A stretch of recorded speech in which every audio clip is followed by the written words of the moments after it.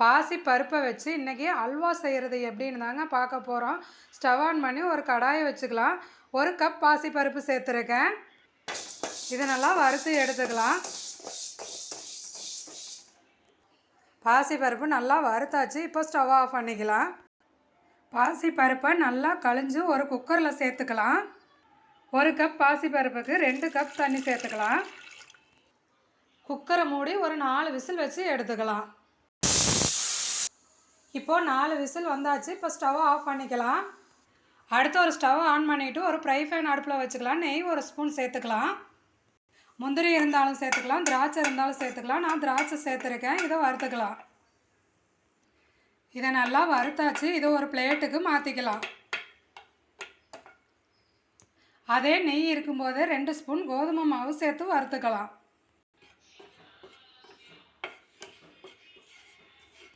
இப்போ இதை ஒரு பிளேட்டுக்கு மாற்றிக்கலாம். பாசிப்பருப்பு நல்லா வெந்துருச்சு. இப்போ இதை நல்லா ஆற வச்சு மிக்ஸி ஜாரில் சேர்த்துக்கலாம். மிக்ஸி ஜாரில் இதை சேர்த்தாச்சு. கொஞ்சமாக தண்ணி சேர்த்து நல்லா பேஸ்ட்டாக அரைச்சி எடுத்துக்கலாம்.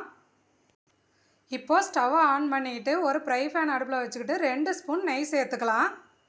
பாசிப்பருப்பை நல்லா பேஸ்ட்டாக அரைச்சி எடுத்தாச்சு. இந்த அரைச்ச பேஸ்ட்டை இதில் சேர்த்துக்கலாம். இதையெல்லாம் நல்லா கைவிடாமல் கலந்து விட்டுக்கலாம்.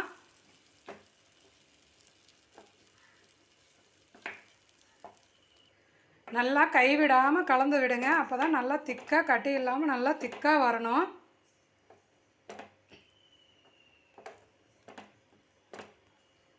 இது வெந்து இப்போ கொஞ்சம் திக்காக ஆயிடுச்சு. நம்ம வறுத்து வச்சுருந்த கோதுமை மாவை இதில் சேர்த்துக்கலாம். கோதுமை மாவு எதுக்கு சேர்க்குறதுன்னு பார்த்தீங்கன்னா நல்லா வாசமாக இருக்கும், டேஸ்ட்டும் கொஞ்சம் கூடுதலாக இருக்கும். இதை நல்லா கலந்து விட்டுக்கலாம். நல்லா திக்காக ஆயிடுச்சு. 1 ஸ்பூன் நெய் சேர்த்துக்கலாம்.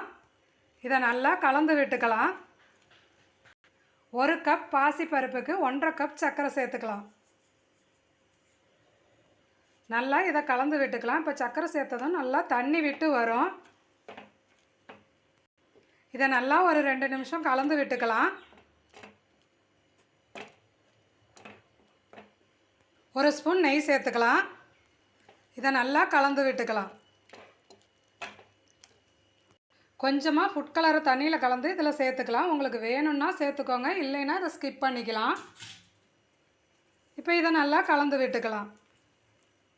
இது நல்லா கடாயில் ஒட்டாமல் வரணும், அது வரைக்கும் நல்லா கலந்து விட்டுக்கலாம். இப்போது வறுத்து வச்ச திராட்சையை சேர்த்து கலந்து விட்டுக்கலாம்.